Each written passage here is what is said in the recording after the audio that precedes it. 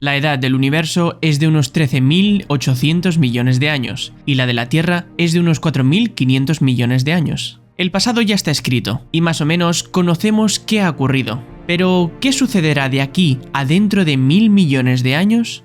Según las estimaciones, alrededor del año 2100 se llegará al punto máximo de habitantes en la Tierra, para luego comenzar a decrecer. En ese año, las ciudades más pobladas serán muy distintas a las de hoy en día, pues Tokio bajará del primer puesto al número 28, y en el top 40 habrá 22 ciudades africanas, mientras que en la actualidad tan solo hay 3. La ciudad más poblada de América será Nueva York, en el puesto número 22, y la primera europea será París, en el puesto 67. En el año 2115 se estrenará la película llamada 100 años, escrita y protagonizada por John Malkovich y dirigida por Robert Rodríguez. La trama de la película permanece en total secreto, pero lanzaron 3 trailers distintos donde imaginan el futuro de 3 formas diferentes. En el año 2999, el 31 de diciembre, finalizará la composición Longplayer después de 1000 años, ya que comenzó el 1 de enero del año 2000 y que, por cierto, está compuesta por un algoritmo informático. En el año 3000, la desaceleración que la Luna ejerce sobre la Tierra, con la fuerza de marea, habrá provocado que los meses duren varios segundos más. También por esas fechas, la estrella polar que tenemos en la actualidad será reemplazada por la estrella Errai, debido a los movimientos de los equinoccios. Y en el año 3183 se completará la pirámide del tiempo, iniciada en Alemania en 1993, de la cual tan solo se han colocado 3 de las 120 piedras que se instalarán. En el año 12.000, la humanidad se habrá mezclado tanto que las diferencias genéticas humanas, como el color de la piel, de pelo o de ojos, ya no estarán regionalizadas. Es decir, que será difícil adivinar de dónde es una persona por tan solo su apariencia. En el año 17.000, el clima del Sáhara volverá a ser tropical, tal y como fue hace unos 5 o 10.000 años, cuando el Sáhara era todo verde. La última erupción supervolcánica ocurrió hace 28.500 años, y la siguiente se prevé que ocurra en el año 19.000, y no creo que vaya a ser muy divertido. La pata de elefante, en Chernóbil, se estima que dejará de ser radioactiva por completo en unos 20.000 años. También por esas fechas, y según el lingüista Swadesh, el vocabulario principal de las futuras lenguas habrá retenido tan solo el 1% del vocabulario que tenemos hoy en día. Dentro de 50.000 años, algunos científicos creen que volveremos a tener una era glacial, independientemente del calentamiento global actual. Sin embargo, también existe la opinión científica de que el calentamiento global hará que se retrase este periodo glacial. También por esa época, las cataratas del Niágara habrán erosionado por completo los 32 kilómetros restantes hasta el lago Erie y dejará de existir para siempre. En 100.000 años, y debido al movimiento propio de las estrellas, las constelaciones serán totalmente diferentes a las que puedes apreciar cada noche. En los próximos 500.000 años, la Tierra probablemente será impactada por un asteroide de 1 kilómetro de diámetro, si no lo detenemos nosotros, claro. También en esas fechas, el pintoresco parque de Badlands se habrá erosionado completamente. En 1.000.000 de años, Desdémona y Crésida, lunas de Urano, probablemente hayan colisionado. E igual de espectacular, Betelgeuse, una supergigante roja, explotará en una supernova y durante unos meses será visible en la Tierra a la luz del día.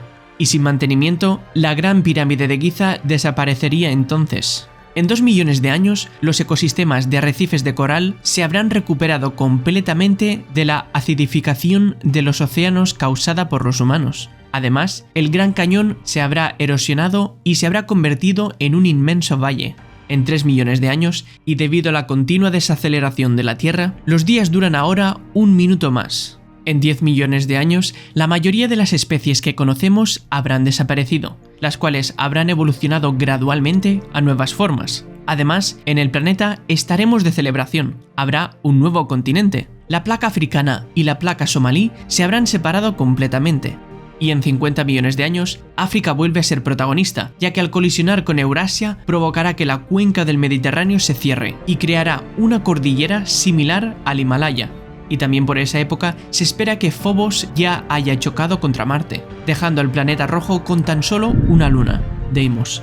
Y entre 50 y 400 millones de años, la Tierra habrá rellenado de forma natural sus reservas de combustible fósil. En 80 millones de años, la última de las islas actuales de Hawái se habrá sumergido bajo el mar. Pero tranquilos, que Hawái no desaparecerá, ya que durante este tiempo habrán surgido nuevas islas en la zona. En unos 100 millones de años, la Tierra será impactada por un asteroide del tamaño del que extinguió a los dinosaurios, si no lo evitamos. Además, los anillos de Saturno dejarán de existir por entonces. En 180 millones de años, los días en la Tierra duran 1 hora más que en la actualidad, lo que se podría aprovechar para ver vídeos de este canal y suscribirse. En 240 millones de años, y desde la posición actual, el sistema solar completará una vuelta completa a la órbita de la Vía Láctea. Y en 250 millones de años, la costa de California colisionará con Alaska.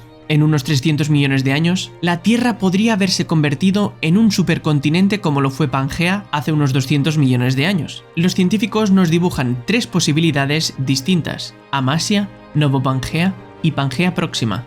Esto probablemente daría lugar a un periodo glacial que provocaría una bajada del nivel del mar, un incremento de los niveles de oxígeno y una bajada de las temperaturas globales, y esto, a su vez, resultaría en una rápida evolución biológica del reino animal y vegetal. Pero este supercontinente solo duraría unido unos 100 o 200 millones de años. Cuando se comience a separar de nuevo, las temperaturas volverían a subir de una manera similar a como ocurrió en el Cretácico.